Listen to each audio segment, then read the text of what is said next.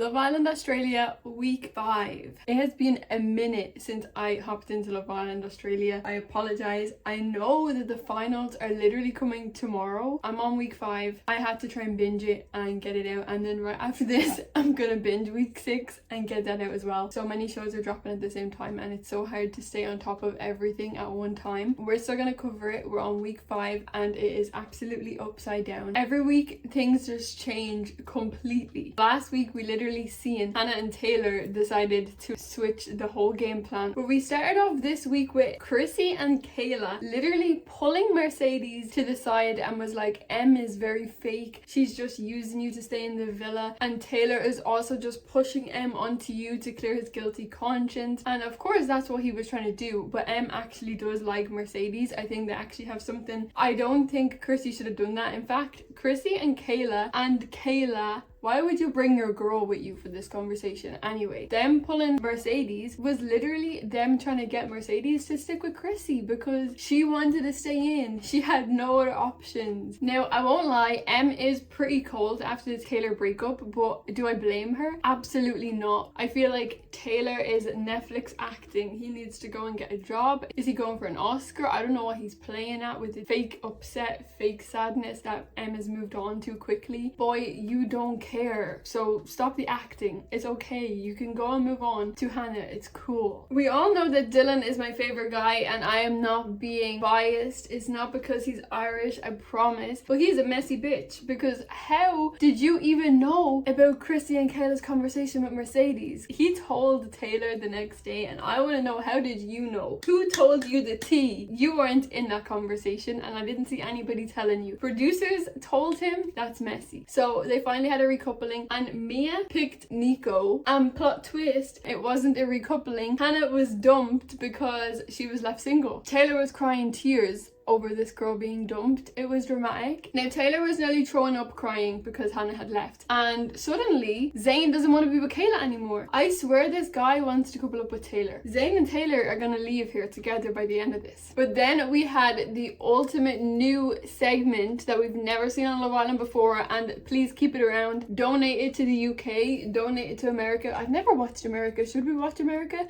Never seen it. I watch UK every single year since like 2016 and I love it. But after watching Love Island Australia, I'm like, you better step up your game, because what are you doing over in the UK?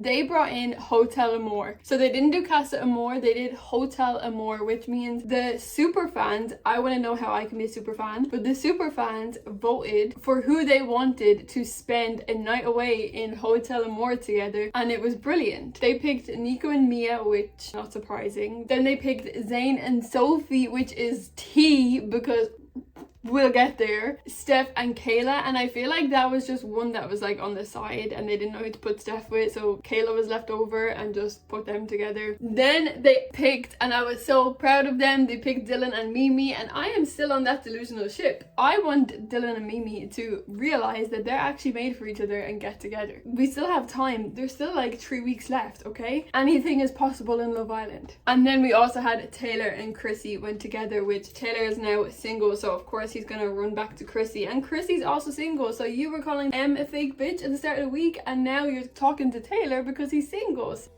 Chrissy, I like you, but double standards. The super fans asked all of them to kiss the partners that they went with, and the only ones that didn't kiss was Dylan and Mimi. I get it, because they are the best people in there. They were never gonna do that on their partners because they're such good people. But Sophie and Zayn took it to the next level. So of course they kissed and they kissed and they kissed and kissed. But after the cameras stopped rolling, they went to a no camera zone on the roof that night. I don't know what happened. I mean, we can only assume because there was no cameras, but there was audio. It seems like they did absolutely everything you could imagine on that rooftop under the stars. So romantic. Essentially though, like, her and Dylan are pretty serious. Zayn hasn't told Kayla yet that he doesn't like her, but he's gonna dump her anyway. Doesn't make it any more better. But Sophie is basically in a relationship with Dylan. She literally told him the day before this that she's no interest in getting to know Zayn. And now you're up there rekindling old freaking sins. I honestly think that was equivalent to cheating on Sophie's part. Sophie and Zayn basically basically agreed with each other that they are going to keep getting to know each other and that Dylan should have something to worry about because they were going back to recouple together. They go back and Zayn stands back up for Kayla and leaves Sophie by her damn self, and it was written all over her face that she was in love with this man. So then Dylan obviously chose Sophie because she was single and he thought, I've missed her so much. Now when Taylor was asked to pick if he wanted to stay with Chrissy or choose one of the other girls, Hannah came back. Shock twist, Hannah got dumped and then came back right after Hotel of Amor. If I didn't like Hannah before, it's even weirder now. Like, she came in, I actually don't even know how to describe it. It's just like, you have to see the look that she had. It was kind of scary. She was like a doll. It was like there was nothing going on. She just had her script in her head, and the way she was looking at him actually made me so uncomfortable. It was, I don't know how to describe it. If you get the feeling, you get the feeling. If you know what I'm talking about, you know what I'm talking about. But she came in with the weirdest script ever. It was like she wanted to marry this guy on sight. At that point, it's like, how could Taylor actually pick Chrissy? Because she was talking about, I've manifested this man, and Chrissy was dumped, and Chrissy deserves better. The guys honestly didn't value her at all in there. So the story is that Zayn decided to pick Kayla last minute because he didn't want to dump her in front of everybody. He felt he owed her a conversation before everything happened, right? Sophie's side, there's this miscommunication. Because Zayn stood up for Kayla, Sophie was instantly like, I hate him, I hate him, I hate him, I hate him. So by the time that Zayn dumped Kayla and tried to come back to Sophie, Sophie had already told everybody fuck Zayn. So she couldn't exactly backpedal her way in there, you know? When Zayn was dumping Kayla, he told her, I'm looking for a girl exactly like you. You're dumping a girl and telling her you're looking for somebody like her?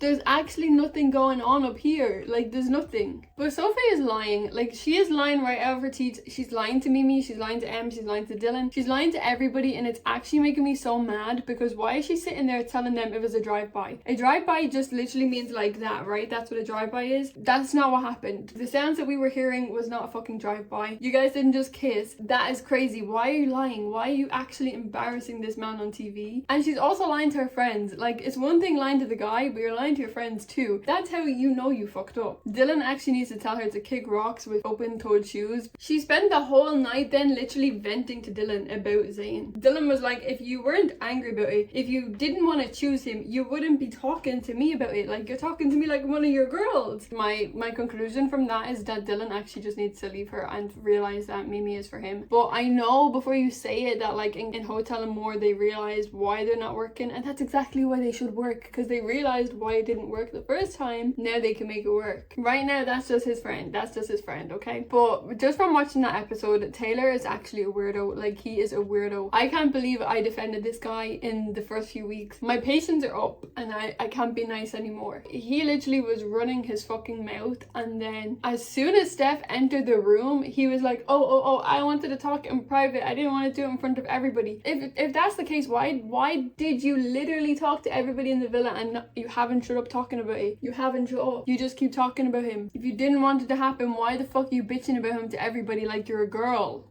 And it's not over. It's actually not over. So the girls, the favorite girls, my favorite girls, except for Sophie, you're kind of axed right now. So Mimi and Em were talking about the situation, and of course they're not going to involve Hannah because Hannah is literally his girl. Why would they talk to Hannah about the situation? Be so serious. Hannah and Kayla were like, we feel so left out. Oh my god, why do the girls not like us? What the fuck does she expect from them? What does Hannah expect from them girls? Just because you have changed your personality, or like Mimi said, she's a chameleon. I never knew about that word until this week of Love Island. Hannah literally changes her persona depending on who's around her, and she was Regina George, the head mean girl, for the first like literally 3 weeks. If her clan wasn't dumped on week 1 because nobody liked them, if her clan wasn't dumped, she would still be acting the way she was acting when Alicia and Zanti was here. Mimi is the realest person in there. She keeps it real. She told them, I'm not going to keep lying to your face. We're not going to be friends on the outside, so why are we faking it? Cut the bullshit. Simple as that. They're asking them like, can we not just live day by day and forget the past? Why are we living in the past? That's called being fake. That's literally the definition of being fake. You want me to pretend that I don't like you? Because I'm not going to be mean to you. We can sit in the same rooms and have conversation, but we're not going to be friends. I don't know why even the guys then were like, oh, I'm getting turned off the girls, they're being mean girls. They ended off this week with a sneak peek for next week, and they are sending in Zayn and Taylor's love child. This guy that's coming in is literally Zayn and Taylor put together. I don't know how they found him, but they did. Let me know all of your thoughts on this week, because it It was a lot. So much happened, and I am now a fan of Love Island Australia. We need more Australian reality TV. It is amazing. I'm glad I watched this season.